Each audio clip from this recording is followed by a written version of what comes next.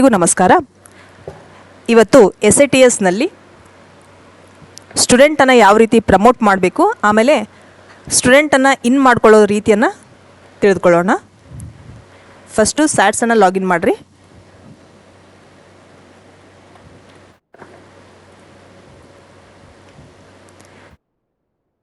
ಇಲ್ಲಿ student management class 1 to 10th ಅಂತ ಹೇಳಿದೆ ರೀ.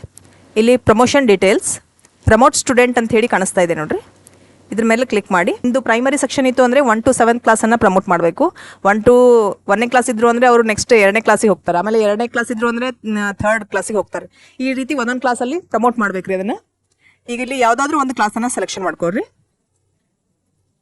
ಇಲ್ಲಿ ಅಕಾಡೆಮಿಕ್ ಇಯರ್ 24-25 ಅಂದರೆ ಹೋದ ವರ್ಷ ಅವರು 2ನೇ ಕ್ಲಾಸಲ್ಲಿ ಇದ್ರು, ಇವಾಗ ಪ್ರಮೋಟ್ ಮಾಡಿದರೆ ಅವರು 3ನೇ ಕ್ಲಾಸಿಗೆ ಹೋಗ್ತಾರೆ ರೀ. ಇಲ್ಲಿ ಸರ್ಚ್, ಇಲ್ಲಿ ನಿಮಗೆ ಎಲ್ಲ ಹುಡುಗರು ಡೀಟೇಲ್ಸ್ ಎಲ್ಲ ಇಲ್ಲಿ ಕಾಣಿಸ್ತದೆ ರೀ. 2nd ಕ್ಲಾಸಲ್ಲಿ ಇಲ್ಲಿ ಜಸ್ಟ್ ನೀವು ಇಲ್ಲಿ ಪ್ರಮೋಟ್ ಅಂತ ಹೇಳಿ ಮೇಲೆ ಇಲ್ಲಿ ಚೆಕ್ ಬಾಕ್ಸ್ ಅದಲ್ರಿ, ಈ ಚೆಕ್ ಬಾಕ್ಸ್ ಮೇಲೆ ಕ್ಲಿಕ್ ಮಾಡಿದ್ರೆ ಎಲ್ಲ ಸ್ಟೂಡೆಂಟ್ಸ್ ಎಲ್ಲ ಇಲ್ಲಿ ಸೆಲೆಕ್ಟ್ ಆಗಿಬಿಡ್ತಾರೆ ರೀ. ಇವಾಗ ಇದನ್ನ ಸಬ್ಮಿಟ್ ಅಂತ ಹೇಳಿ ಕೊಟ್ರಿ. ಓಕೆ, ಇಲ್ಲಿ ಬರ್ತದೆ ನೋಡ್ರಿ message, successfully students R promoted ಅಂತ ಹೇಳಿ. ಇದೇ ರೀತಿಯಲ್ಲಿ ಎಲ್ಲ ಕ್ಲಾಸಿಂದ ನೀವು ಪ್ರಮೋಟ್ ಮಾಡ್ಬೇಕ್ರಿ, 1st to 7th ವರೆಗೂ. ಈಗ ಇದು ಒಂದ್ಸತಿ ನೀವು ಪ್ರಮೋಟ್ ಮಾಡಿದ್ರಿ ಅಂತಂದ್ರೆ ಇವಾಗ ಅದನ್ನ ನೀವು ಇನ್ ಮಾಡ್ಕೋಬೇಕ್ರಿ. ಈಗ ಇಂಡಿವಿಜುವಲ್ ಕ್ಲಾಸಿಂದೆಲ್ಲ ಇನ್ ಮಾಡ್ಕೋಬೇಕಾಗಿತ್ತು ಅಂತಂದ್ರೆ ಮತ್ತೆ ಅಗೇನ್ ಕ್ಲಾಸ್ 1 to 10th ಹೋಗ್ಬೇಕ್ರಿ. ಇಲ್ಲಿ ಅಡ್ಮಿಷನ್ ಡೀಟೇಲ್ಸ್ ಅಂತ ಹೇಳಿ ಬರ್ತಾ ಇದೆ ರೀ. ಇಲ್ಲಿ ಅಡ್ಮಿಷನ್ ಥ್ರೂ ಪ್ರಮೋಷನ್, ಇಲ್ಲಿ ನೀವು ಯಾವ್ಯಾವ ಕ್ಲಾಸಿಂದೆಲ್ಲ ಪ್ರಮೋಟ್ ಮಾಡಿರ್ತೀರಲ್ರಿ ಆ ಪರ್ಟಿಕ್ಯುಲರ್ ಕ್ಲಾಸನ್ನು ಇಲ್ಲಿ ಸೆಲೆಕ್ಷನ್ ಮಾಡ್ಕೊಂಡ್ಬಿಟ್ಟು ಸರ್ಚ್.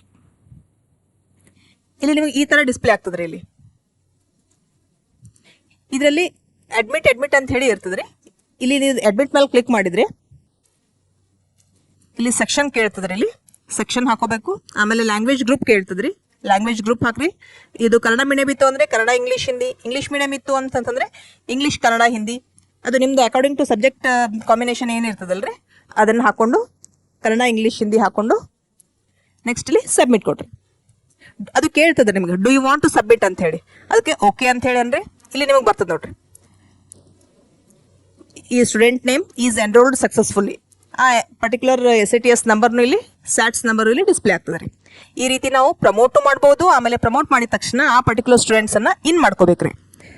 ಇದು ಮಾಡಿದರೆ ಈ ನೆಕ್ಸ್ಟ್ ಅಕಾಡೆಮಿಕ್ ಇಯರಲ್ಲಿ ಆ ಹುಡುಗಿ ಬಂದು ಎನ್ರೋಲ್ ಆಗಿರ್ತಾಳ್ರಿ. Thank you.